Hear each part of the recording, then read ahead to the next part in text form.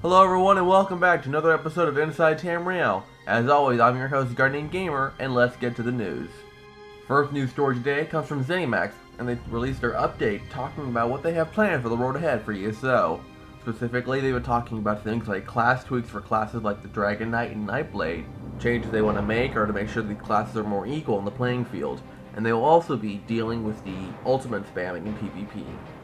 ZeniMax is also hard at work transferring the European mega server from its home in the US to a European data center late this summer. There is also the introduction of new things for PvP, like certain changes and add-ons they want to make to the campaign system.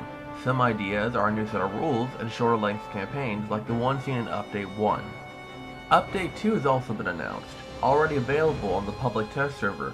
It is said to bring more fixes to game issues and add a host of new features such as a new veteran dungeon, field of vision slider for first-person mode, and more object interaction, like the ability to pick up weapons and armor found lying around in the world. Right now, it has a temporary launch date around the week of June 23rd. Finally, ZeniMax has given us more to look forward to in the weeks ahead with some other things they have planned for the future. They are still going to be adding in Crime and Punishment, as well as the Thieves Guild and Dark Brotherhood, but have a few other features that they're talking about that provide interesting content and add to the whole world aspect. Some of the things they talked about were more player customization, such as armor dyeing, guild insignias, and more. They also want to rework delves to be much larger and more worth exploring. You might remember delves as the small one-man dungeons you can do throughout a region. Usually they're very populated and very small. This would be nicer if they are larger and have more for us to do. This is a lot of stuff I just went over, and it isn't even everything ZeniMax has planned. They have a very ambitious agenda ahead of them, and they are working very hard to make the post-launch run as smooth as possible. The game has received mixed results from players across the internet, both positive and negative, and we will have to see if ZeniMax can follow through on its goals and promise for the game. From what I see, there are a few bugs that need attention right now, but otherwise, ZeniMax has their work cut out for them in the weeks ahead. Anyway, to see what truly happened, we will just have to wait and see. To find out more about what ZeniMax has in store, be sure to check the links below. Alright everyone, let's shift gears and see what's happening in the community. Currently, Tamriel Foundry is holding an ESO poster collection giveaway that contains 40 pieces of artwork created by Inside Editions.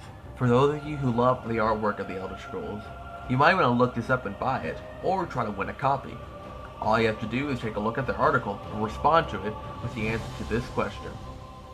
ESO zones have a beautiful concept art for their loading screens. Which zone has your favorite piece of artwork?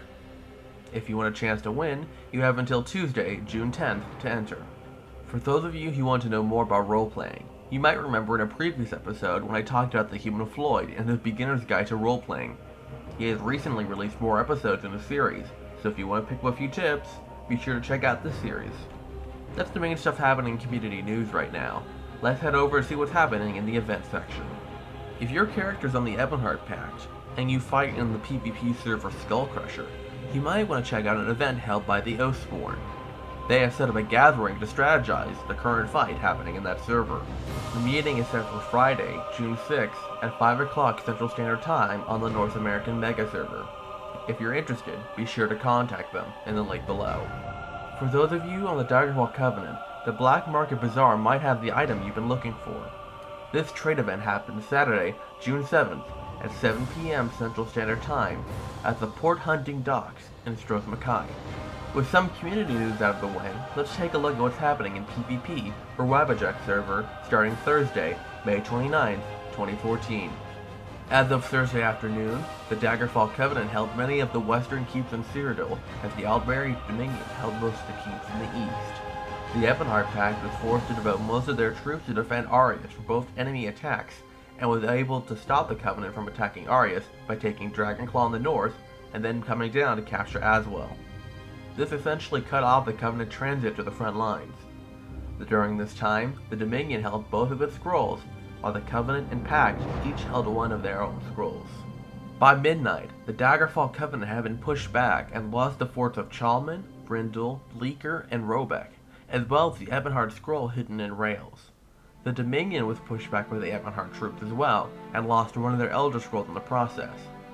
They were able to regain control of the southern side of Cyrodiil by this time, however. The Ebonheart Pact now had 4 Elder Scrolls and continued to press attacks on both Daggerfall and Aldmeri troops.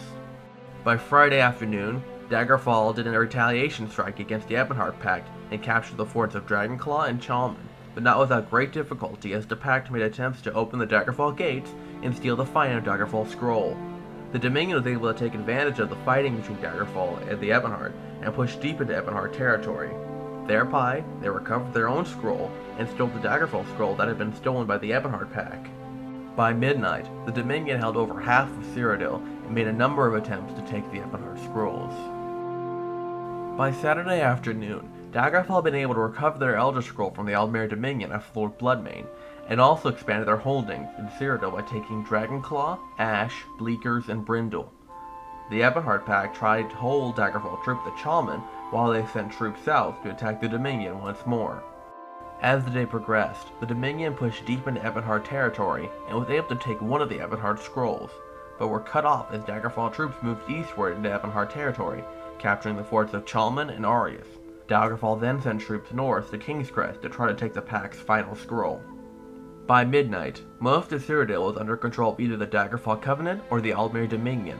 One of the Ebonheart Elder Scrolls was also held by the Daggerfall Covenant in Rails, who would have been able to steal it from the Dominion during this time. By Sunday afternoon, Daggerfall held the northwest side of Cyrodiil along with one of the Ebonheart's Elder Scrolls, and was pushing deep into Ebonheart territory, taking the forts of Chalman and Arius. The Aldmeri Dominion controlled the southeast portion of Cyrodiil and made a number of attacks on Ash. The fort of Arius became a three-way brawl as each side tried to take hold of the keep. Eventually, the Dominion was able to take over half of Cyrodiil under its control, taking the forts of Ash, Nikel, and Bleaker. The Ebonheart Pact, meanwhile, pushed westward towards their scroll in the fort of Rails, and the Daggerfall defenders there found themselves fighting on multiple fronts as their enemies advanced. After the Ebonheart Pact recovered their scroll, they began to take the central keeps in the hope to get emperorship, but were unable as the Aldmeri and Daggerfall militaries pushed them back by midnight.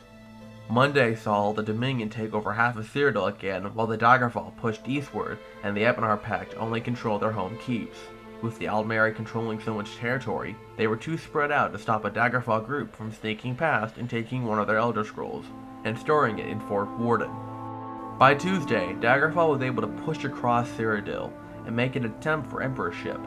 By this point in time, the Ebonheart Pact had 4 out of the 6 Elder Scrolls, one from each other faction, but was being pushed back by Daggerfall troops attacking Arius.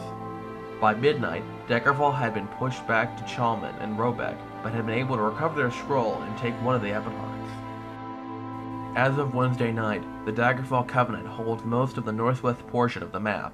They also hold an Aldmeri and Ebonheart scroll. As a result, both enemy troops are pushing against Daggerfall hard. With only 21 days remaining in Cyrodiil, the Ebonheart Pact holds the lead. Will Daggerfall Covenant be able to catch up and claim victory? Whatever happens, we will have to wait and see. Alright everyone, thanks so much for watching. As always, if you like what you see, be sure to stay tuned for more news from ZeniMax, the community, and PvP. If you have any questions or comments, be sure to leave them below. And as always, I'm Guardiangamer. Good night.